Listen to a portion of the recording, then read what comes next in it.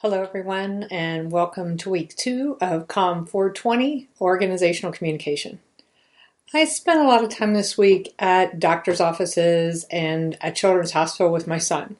After a hectic week, he is fine now, and hopefully both of us will be back to school tomorrow, Monday. But I certainly was reminded throughout the week of so many of the organizational communication concepts we've been looking at and we will look at. Hospitals and doctors' offices, they kind of epitomize classical management practices.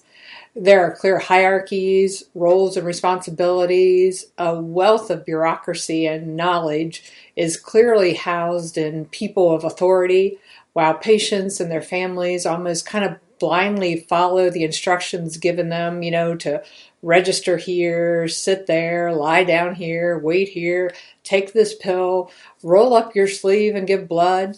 And, don't worry, I'm going to put you under, but you will feel nothing. How comforting is that? But at the same time, you meet individuals, wonderful people who discuss, ask you questions, provide context and insight, listen, comfort you. And together, the patient, the family, the doctors, the nurses, through interaction, through discourse, and the reading of text, of papers, we construct a meaningful reality and we restore peace, order, and health.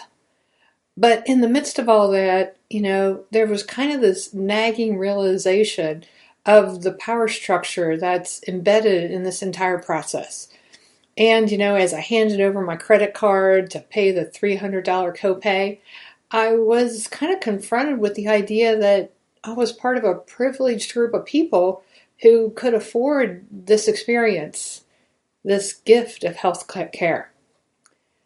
So this week, we're going to go beyond thinking about communication as something that is done at organizations and start thinking about, communication as the organization.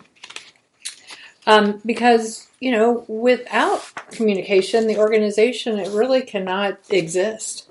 And that's no more evident than in today's technological age where it's possible for an organization to exist without even a physical building. It can be completely online. In Chapter 5, this idea of communication as the organization is captured in the perspective called constitutive approaches. This is the idea that communication constitutes the organization. It's often abbreviated CCO. In this chapter, you want to become familiar with terms like text and discourse and structure and agency. We'll look at the importance of text and discourse in organizations and how they kind of create and recreate the organizations themselves. CCO, with its focus, though, on the spoken and written word, it tends to emphasize relationships and how those relationships develop, grow, and change through the development of organizational rules and procedures and practices, and how these rules and procedures and practices change and grow through these very relationships. So, excuse me.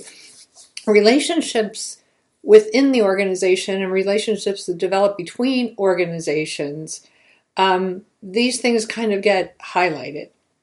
But a criticism of CCO is that by pushing relationships into the foreground, pushing them up, other things get pushed into the background.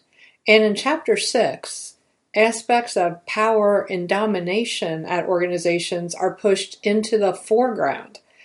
Critical theorist and feminist approaches focus on how power and domination are communicated through relationships, rules, practices, and procedures at the organization, and how these things are typically communicated without the realization of those being dominated by them, or even with the full participation and consent of those being dominated. Hence my story about being at the hospital and at times willingly sitting, waiting, complying with rules and procedures that really serve to keep me in my place in my subordinate role as the mother of the patient. I willingly comply with that. Traditional theorists and researchers, including ones who study CCO, they kind of pride themselves on being objective, on simply describing and predicting what occurs in organizations.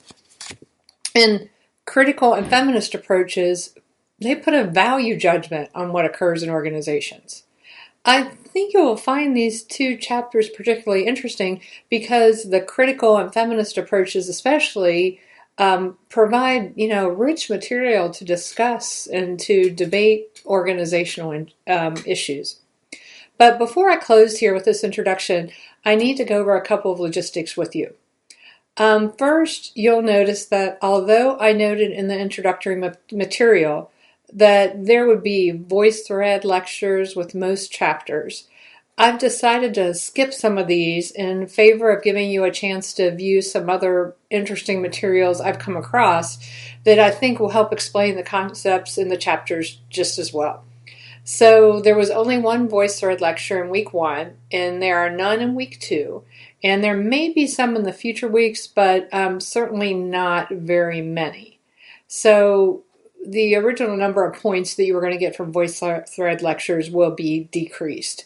And you're using VoiceThread for the case studies, and I feel after getting through this first week that those interactions, along with the discussion forums, they really serve to give me a pretty good sense of your understanding of the material. So I don't want you to have to do anything that, may simply tend to be sort of busy work for you. Secondly, I'm posting examples of answers to case study questions. I'm posting them the week after the case studies are due. So under the week 2 case study information, you'll also find sample answers to the week 1 case study questions.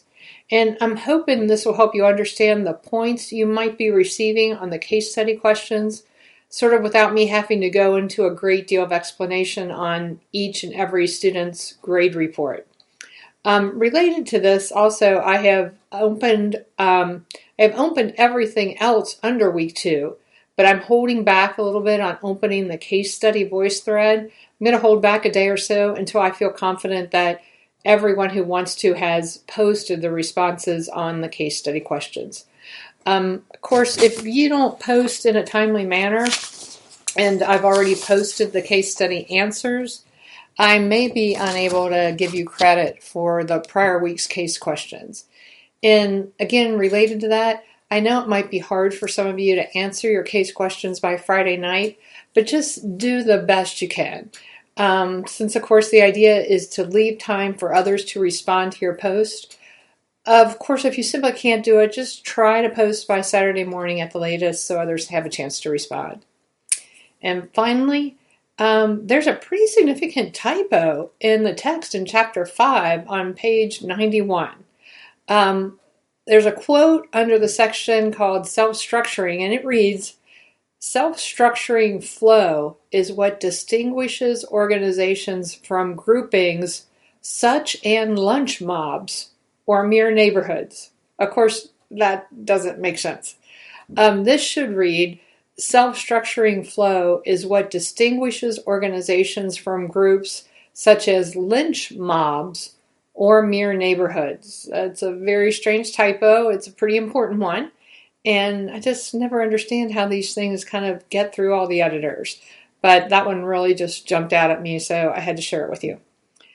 Well, that's all for now. I'm pretty confident that, much like my experience of this week, you're seeing and reflecting upon what we're learning on a daily basis in the organizations that you are a part of. So have a good week, and I'm pretty sure mine will be better than last week was. So I'll see you online.